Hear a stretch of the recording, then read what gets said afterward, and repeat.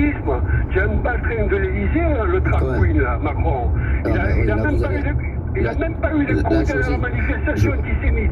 José, alors, si je peux me permettre, Gauthier, je pense que là, sur la France Insoumise, ils n'ont pas besoin d'Emmanuel Macron pour faire des dérapages et pour avoir des telles positions. Ah bah c'est là. Il n'a même pas eu le coup de la manifestation antisémitisme parce qu'il avait peur des frères musulmans et des banlieues, Cyril.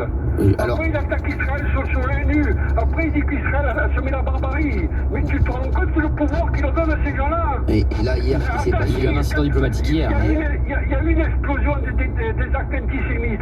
Est-ce qu'un mec qui a des couilles, un homme d'État, qui a du courage, qui a de l'autorité, qu'est-ce qu'il fait? Oh, il va voir son ministre de la Justice, là. Alors, convoquez-moi tout le monde, là. Hein, les procureurs, tout le bordel, là. Tous ceux qui attaquent un juif, qui le frappent ou quoi que ce soit, tu les incarcères. Donc, tu comprends, Cyril? Non, mais là, Est-ce qu'il a fait? Est-ce qu'il a fait, Cyril? Qu'est-ce que vous en pensez, Gauthier, de ce que dit José? Excuse-moi, est-ce que tu sais le mal qu'il a fait ce putain de Mélenchon dans les quartiers nord? Ah, mais non, mais... Est-ce que tu sais? Non, tu sais pas. Moi, je vis là-dedans. Moi, je vis, je me barre et tout. Tu sais pas. Dites-nous, José. Sur les murs, il y a marqué Mélenchon. Mélenchon, il a raison. Fuck les juifs. Mélenchon, il a raison. Fuck les keufs. Mélenchon, tu comprends ce que... Tu sais le mal qu'il a fait, là? Le premier tour dans les quartiers nord. C'est incroyable ce que nous dit José. Tu sais le mal qu'il a fait, le code de Toulon. Tu comprends, Cyril? Non, mais José... C'est un gitan qui te parle. Pascal, toi, il me connaît ici. C'est comment je parle pas de le ventre. José, en tout cas, José, on comprend tout à fait. Et je veux dire, il y a plein de gens... Mais je ne supporte pas ça. Vous vous étonnez pour quelle raison ces mecs-là, ils ont la toute puissance et tous les pouvoirs. Là. Ils veulent facturer la France, c'est le chaos.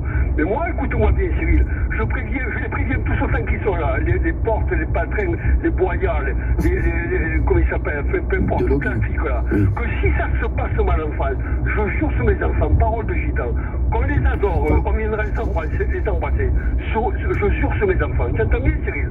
Parce que si tu veux la guerre, tu veux t'amuser. Après, il faut mettre tes couilles sur la table. Tu comprends, Cyril? Parce que je suis fou de colère. Moi, quand j'ai vu ce mec ce matin, tu sais, à CNews, là, Bompard, vaut mieux pas qu'il vienne. Il a certains endroits, les quartiers ne reviennent pas. Dans la communauté gitane, c'est Paris, Saint-Antoine, Saint-Julien, tout ça, c'est Moron, pas Castellane. Campagne évêque, il ne vient pas.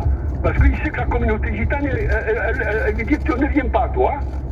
Tu comprends, Cyril? Bien sûr, mais c'est ils vont nous mettre en guerre, ces gars-là. Tu sais pas, c'est marqué toi, sur les murs. Mais là, ils sont sacrés, lui. Vous vous rendez compte de ce que nous dit José? Bien sûr, sur le fond de son intervention. Je te jure, sur mes enfants. Non, mais je te jure. Je leur dis, à Porte, Boyard, Caronne, tout ça, la Bompard, les paltringues, les ronflants.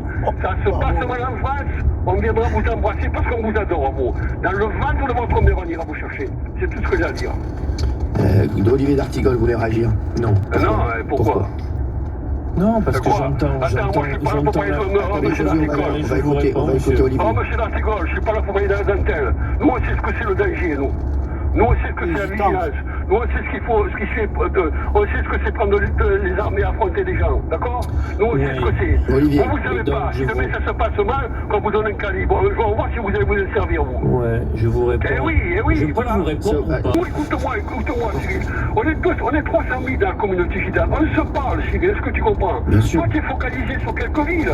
Moi, sur 6 mois, je peux te passer ce qui se passe à Dole, à Béthune, dans La Rochelle, à Saint-Jean-de-Luz, à Arcachon, à Ciboula. Ça va très mal, Cyril. Est-ce que tu comprends ce que je veux te dire? Le trafic de drogue, il s'infiltre de partout. On n'a jamais vu autant, ils n'ont jamais vu autant de femmes avec la burqa, avec le voile, et des mecs avec la djellaba.